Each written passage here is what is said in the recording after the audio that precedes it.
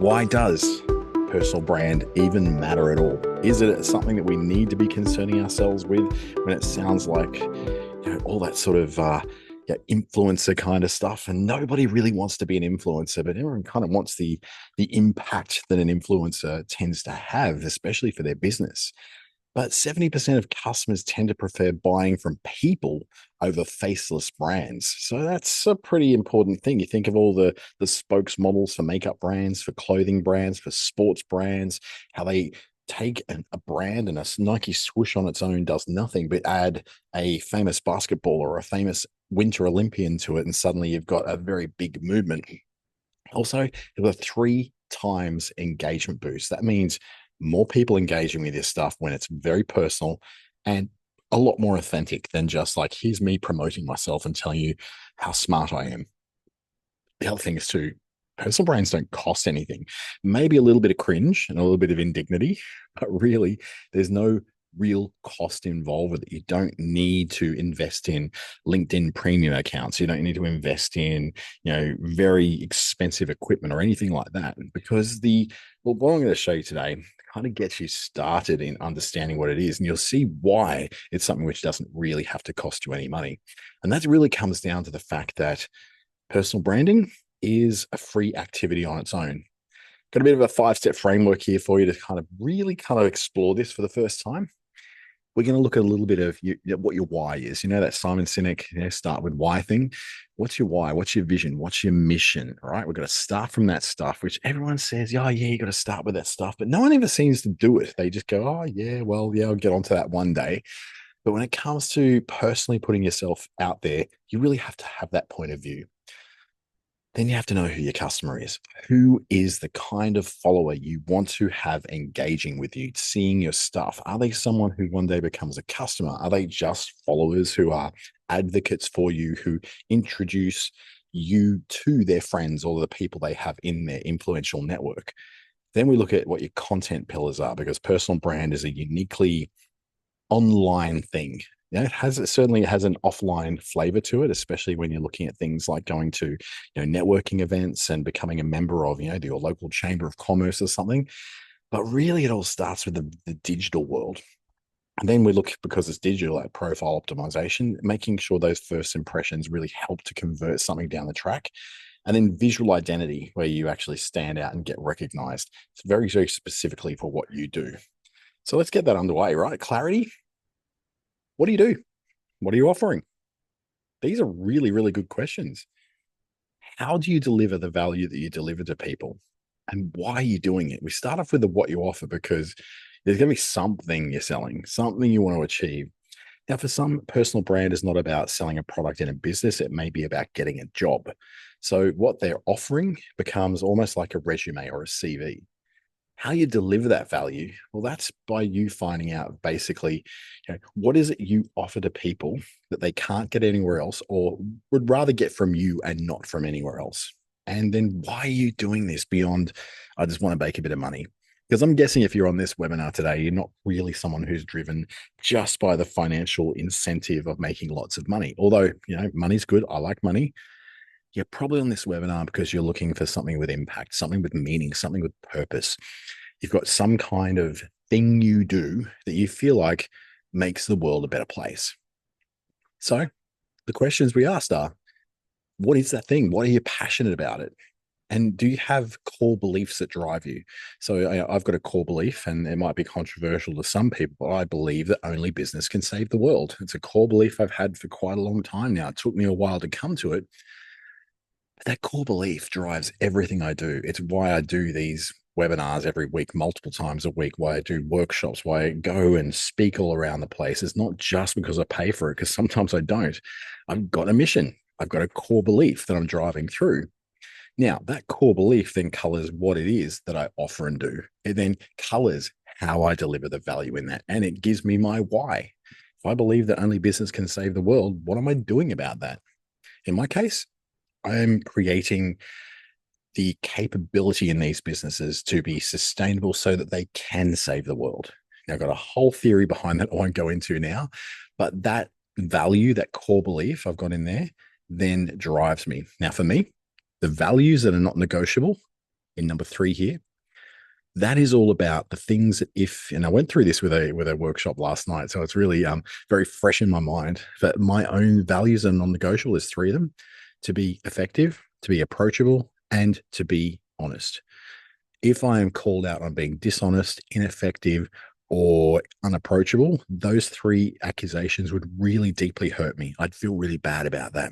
And I feel bad about them because they're my core. They are my core non negotiable values. So think about what those are for you. Then think about how you want to be remembered. What do you want to be known for? Which is all about what we did in a live workshop last night in the Darwin Innovation Hub.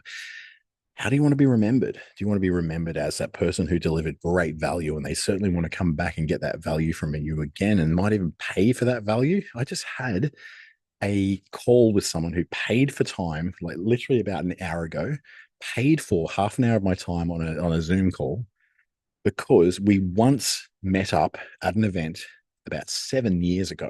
And he remembered that I knew some stuff about Facebook ads.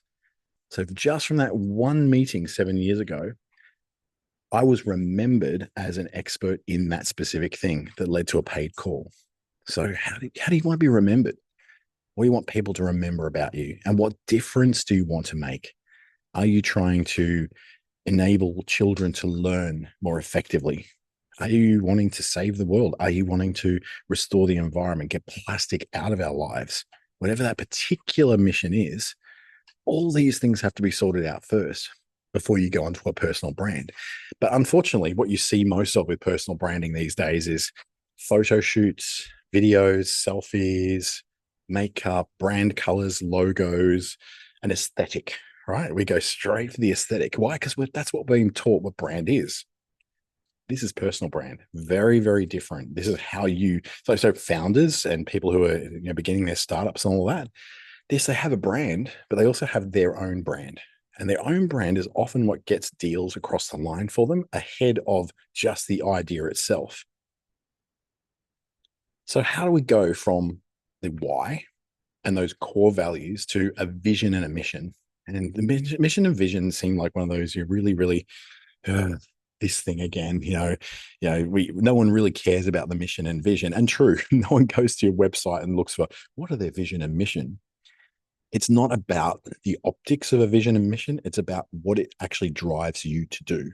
When your vision and mission is not really what you actually want to do, but you're saying it because you want to tick a few diversity boxes or a sustainability box, or you want to say the right things to come across as having the right values, then it won't live up to it. We see brands all over the place just fall down one after the other because they don't live up to the promise. So if your emotional core drives everything you do, this then has to become the core of how you then communicate, which is your vision. What is the future state of the world that you're looking towards? Are you like Elon Musk wanting to put people living on Mars? Do you want your community to be in a much better economical state? Do you want well-being to be at the core of what people are doing? Where do you want that audience and that community that you're talking to? Where do you want them to be in the future?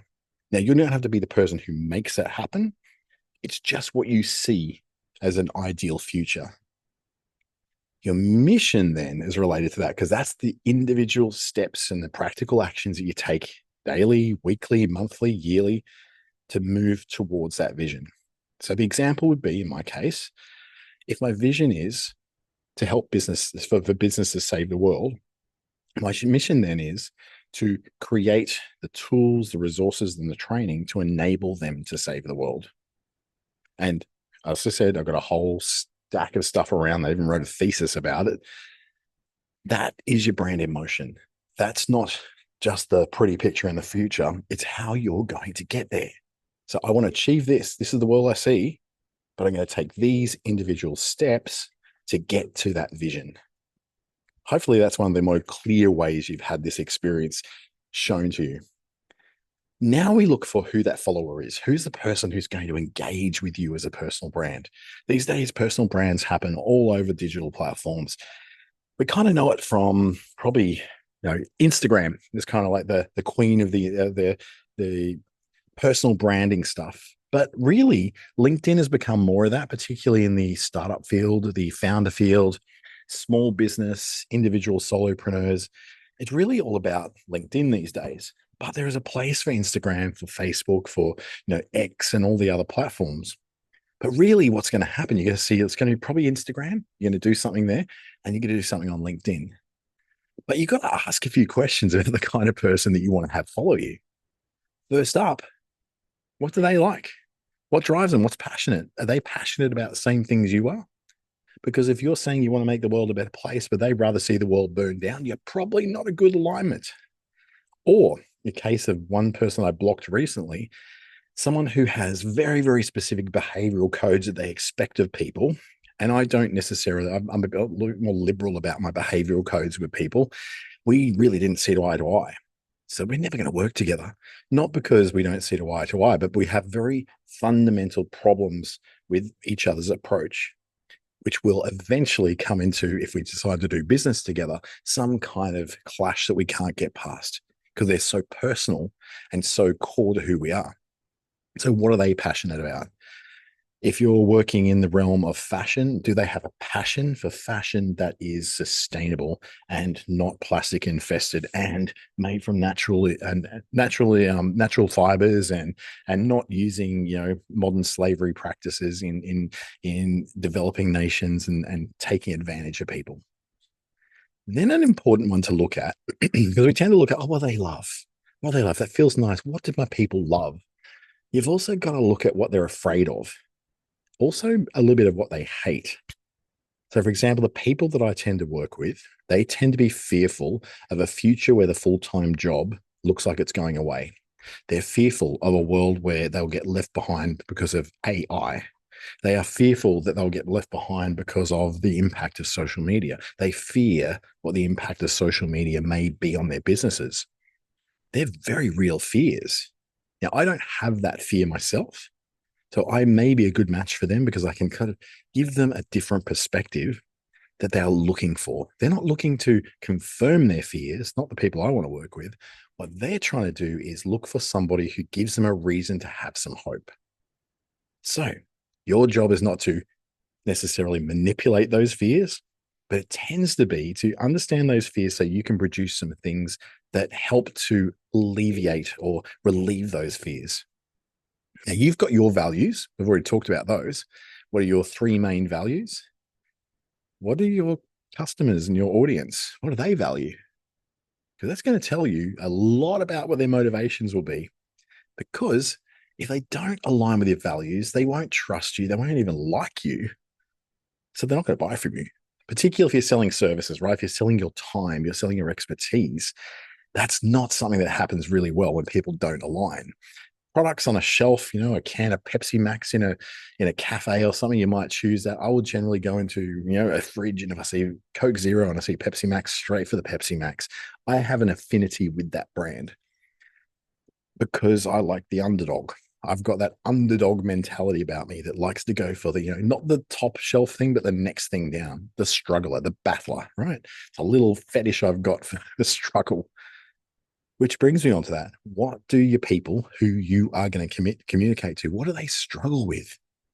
What is their everyday struggles that have a relationship back to what you do? Because the point A is maybe their struggle and fears on the journey, and then they move across to your content, which provides them some kind of hope, some kind of helpful guidance, maybe a solution. Then they achieve their goals at point B. That's where you want to get them for. But in order to get them from point A to point B, you have to get them to actually see your content. And that comes from that affinity, being referred through. And we've got the best time possible in social media because social media is no longer about your following numbers or your subscriber counts. None of that matters anymore. It's all about affinity and interest. Have someone expressing right now an interest in the kind of thing you do, you have a very big chance of your content being surfaced to them.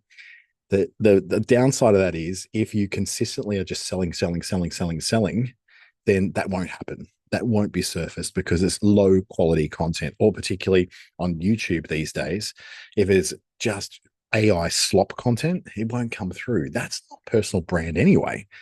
Personal branding is not AI slop unless you make fun of the AI slop. Like I do that all the time. I do these stupid AI photos of myself that are so obviously AI, and I even point out with a little sign saying, "Yes, this is AI generated," because the point of it is to laugh at myself, which makes people feel comfortable to approach me. Now, that's my thing. It doesn't have to be yours.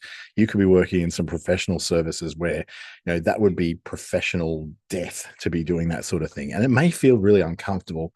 I'm old. I've got past all that teenage anxiety and wondering what people will think about me, but you might not be there yet. You may never be there, and that's completely fine.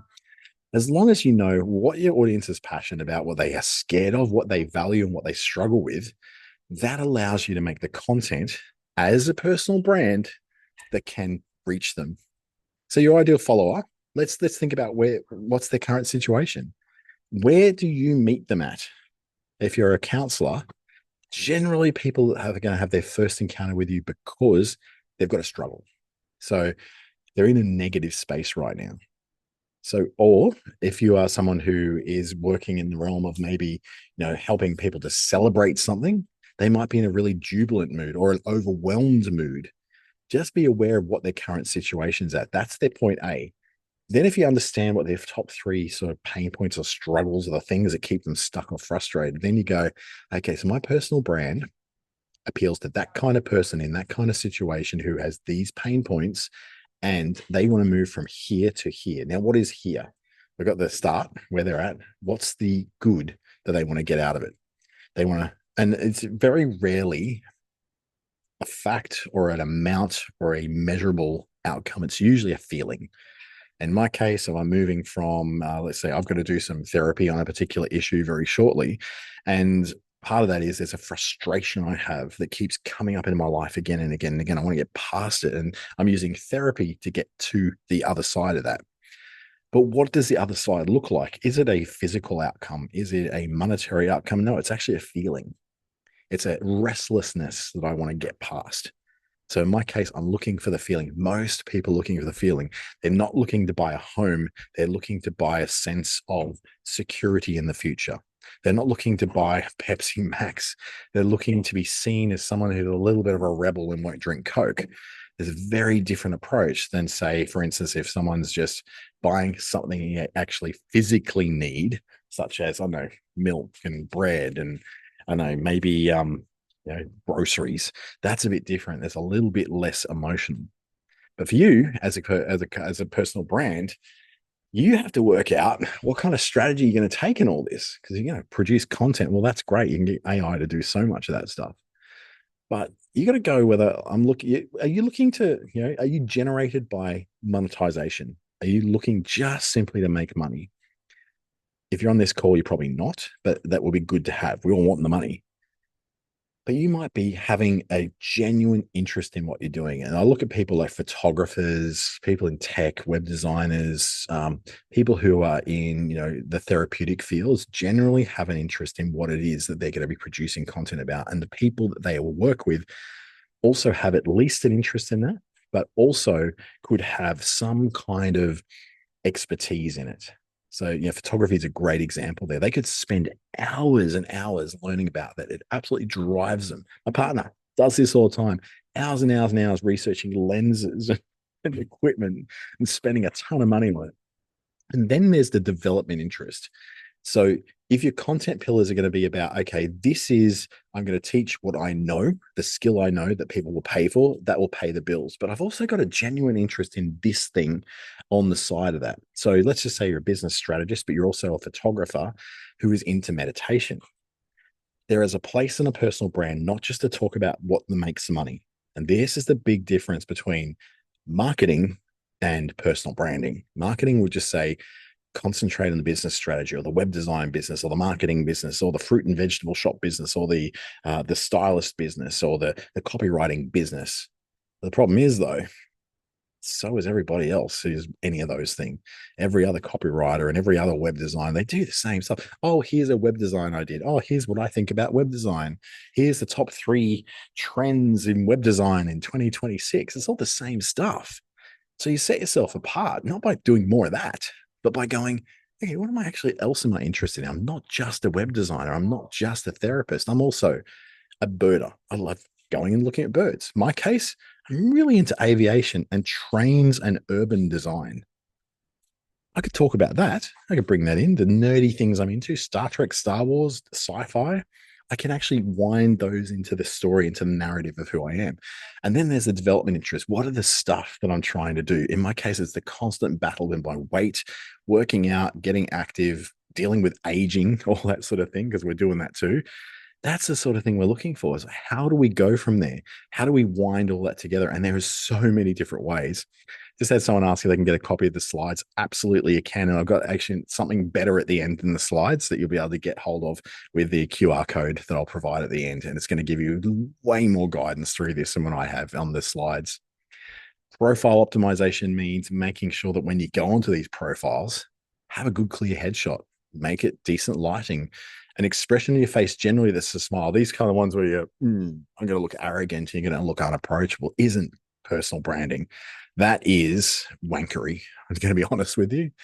Name and categorize yourself. So have some kind of, the idea that we have these little bios below who we are, particularly on business profiles and LinkedIn profiles. I've got very strong keywords in there. I'm going, I educate entrepreneurs, leaders, and speakers. So speakers, leaders, entrepreneurs. It's very clear who I'm going for. People know based on that, and I'll see it on every post, every comment that I do about that very thing. They're going to pick that up. So that's pretty awesome. If you can do that and then tie it to a few keywords that people would search for in there, that will be even better. Your bio and your links need to be clear and concise. They're about who you are and what you do, not just what you do. That's what I think in LinkedIn, it's, because we've gone down that path of it being such a, maybe some kind of corporate CV or a resume. It's way more than that. So it's got to be a bit about who you are. So you can go a corgi lover who spends time off doing Star Trek and helps businesses to achieve more of their goals by providing financial services advice. There you go. That creates a little bit of personality. You go, corgi lover. Oh my God, that's so cute. You're a dog lover. I love dogs too.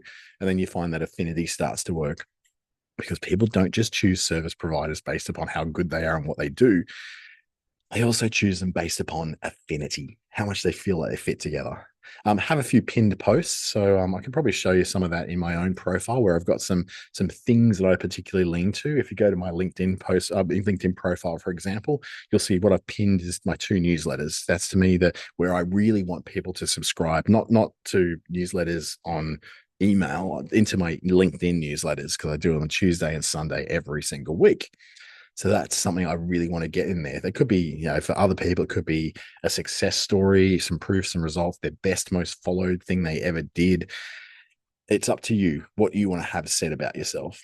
And then there's highlights. So you got some evergreen stories, free content in there. I've actually got a little section where it's all about my services, and you'll see I've attached images in there as well, which tell just even quicker what it is I do, the services I provide in a very visual way.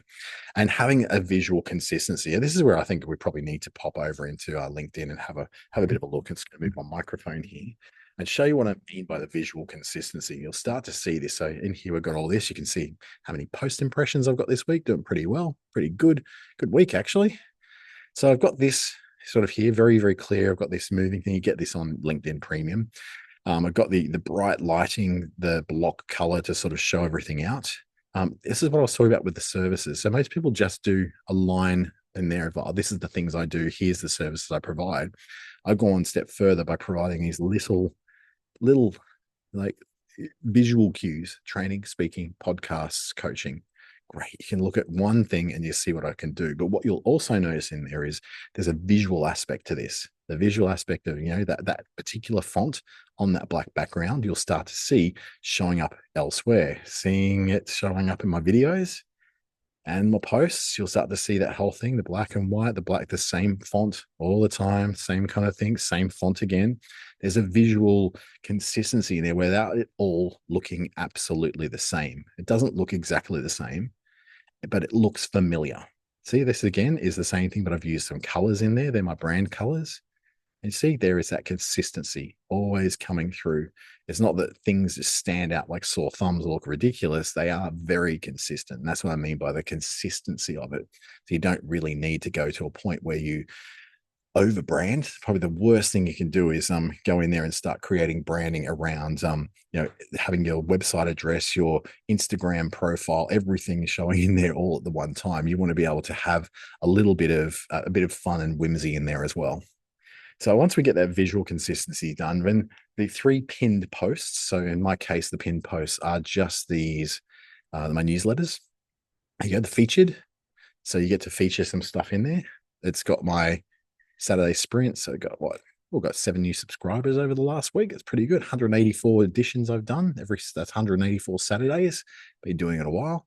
And you're seeing there that I've just got those. But what I could do is change that to have something else in there. I can remove those from featured and add maybe a link to something. I'll add to my newsletter, add to an article, a link to my website even. I can do that. And you can add in some details and a graphic in there as well, or add just pictures, presentations, documents, anything you want to. For me, I just want to get people onto those newsletters. That's my number one thing to do. So that's one of the ways you can really push for that personal brand, that people instantly recognize your stuff when it comes up. So those pinned posts could be a bit about your story, a quick win, a bit of proof, testimonials, client case studies, that kind of thing. So all that can work. Yeah. And then there's your unique visual identity. So I've got my way of presenting things, which is very much about that font, those colors, those ways of presenting something. I've taken a lot of head up there from some creators that I really admire. So Chris Do is one that you'll see a lot of familiarity between what I do and what he does. I've followed things like Matt Gray, who I think has got a really nice aesthetic. A few other YouTubers that I like their aesthetic as well. I'm not copying everything they're doing. I'm just doing something where you go, I like the way you've done that. I'm going to adopt that. And use very readable fonts. I use Google fonts. I use the font called Fig Tree. It's very clear, very readable. You might use something like Inter or any of the Helveticas, something that's very clear to read. And then you can have like a whimsical font as a highlight. So I've done that pretty much in my Instagram. If I just go in there, you'll start to see how I've taken my normal font and I've added in something else to it as well. So if we go on my profile, you'll start to see some of these ones here. This one here. So I've got my regular font going on there and then a whimsical font to match up to it. So I've got a very specific kind of thing. You're seeing the same stuff. There we go. You're seeing a consistency coming through. So nothing stands out so badly on a grid, but on the feed, it looks familiar enough to be mine. And then maybe, when it comes to photo shoots and stuff like that, what I did, I booked some time here at the Darwin Innovation Hub and had my partner, who's a photographer, take a bunch of photos of me around every one of my sides, above my head, around me, wearing these glasses, wearing the other glasses, wearing no glasses. So I had a variety of about 30 photos that I could load into Google and say, okay, based upon these photos, create this scenario of me doing something. And that's where you'll start to see some of my images posts. Here we go. So trying to find one here. Got so many photos of stuff. I could use it to create little crackers like this one. This one did very, very well. A lot of people seem to enjoy that one. Or things where, this is me again, looking disappointed because I wasn't speaking on the stage, or I was nervous about speaking on the stage.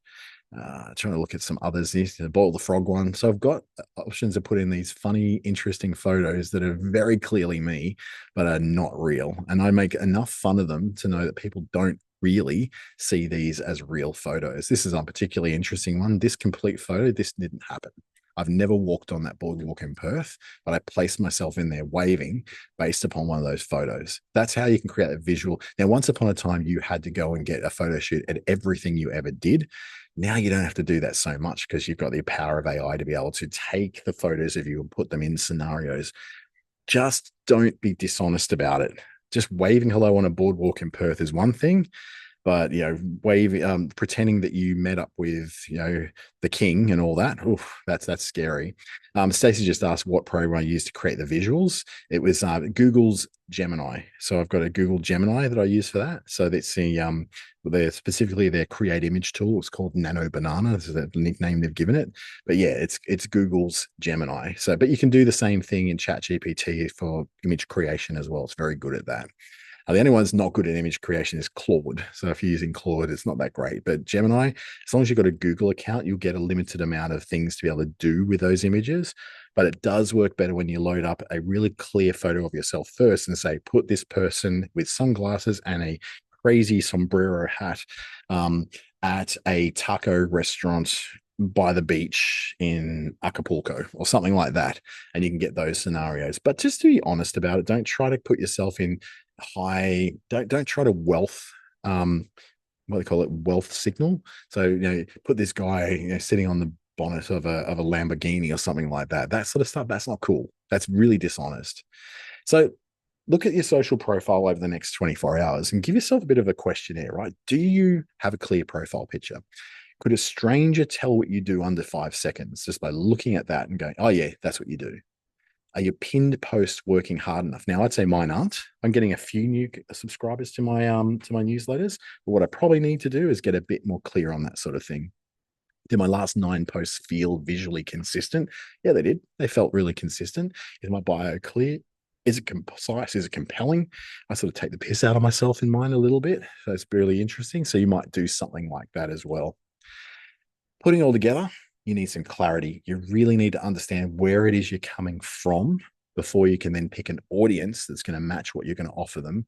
Have some pillars for the kind of content you're going to create based around, here's the content that helps me to monetize what I'm doing. Here's the stuff that shows that I'm a creative, evolving human being. And here is the stuff that's showing what I'm liking to learn right now. So learning in public is a really powerful tool to show that you're not just someone who has expertise, but you've got more and more expertise every day because the world changes. Information changes so rapidly.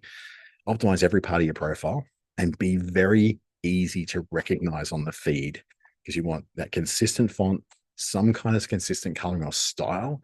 And with Canva these days, you've got the ability to do that. In fact, in my Canva, you'll see that I've got all that set up as templates that I just go in and do. So in my Canva, you can see here, I've got this that I use for my consistency of all my YouTube things, my workshop stuff, all there. You can see it all very, very consistent.